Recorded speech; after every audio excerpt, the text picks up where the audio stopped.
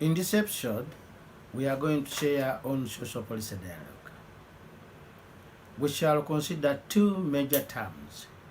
One is dialogue, and the other is policy. Starting with dialogue, what is dialogue? Dialogue can be an argument, it can be a communication, it can be a discourse or an interchange of ideas. It is also referred to as interpersonal communication. A dialogue is a conversation. It is a discussion between two or more people on issues or concern or in order to solve a problem. What is the policy then? Policy is a regulation. There are guidelines, there are procedures, it can be a strategy or a plan. A policy is a course or principle of action which is adopted or proposed by an individual. It can be a group or party, business or government.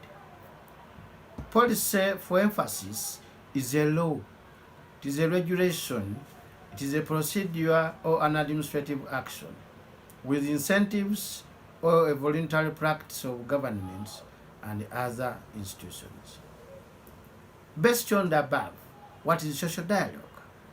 Social dialogue is all types of negotiations. Consultation is or the exchange of information between and amongst the representatives of governments, employers and workers on issues of common interest related to economic policy. And what is policy dialogue? Policy dialogue is an instrument of development, cooperation that brings together two or more parties to discuss and possibly to reach consensus on the core values underlying their policy and programming decisions, including resource allocation. Policy dialogue is often supported by complementary processes, such as research, to provide evidence and the rationale for reform or capacity building of national civil service organizations, to facilitate their participation in daily policy dialogue. Very important are the key aspects of social policy dialogue. What are these? Number one, it is the sharing of information.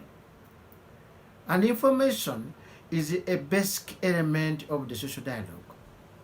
It does not imply real actions or challenges, yet it enables decision making. The second one is negotiations.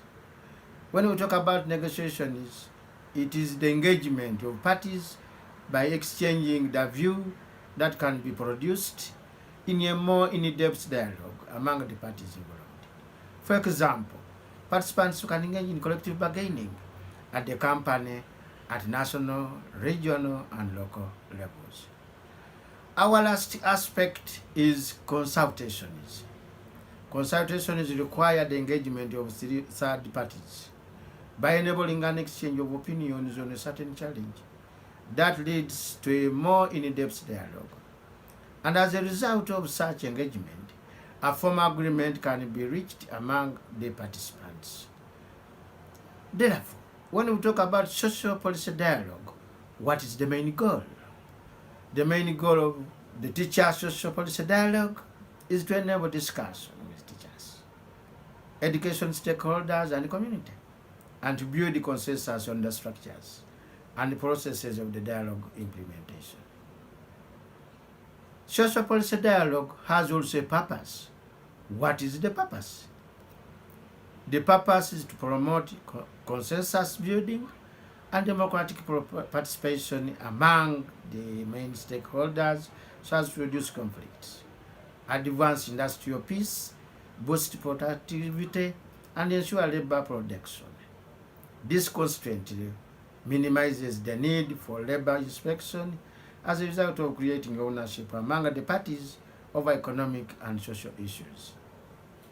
In summary, social policy dialogue is a tool for promoting better living and work conditions and greater social justice. Social policy dialogue may take place at different levels and forms.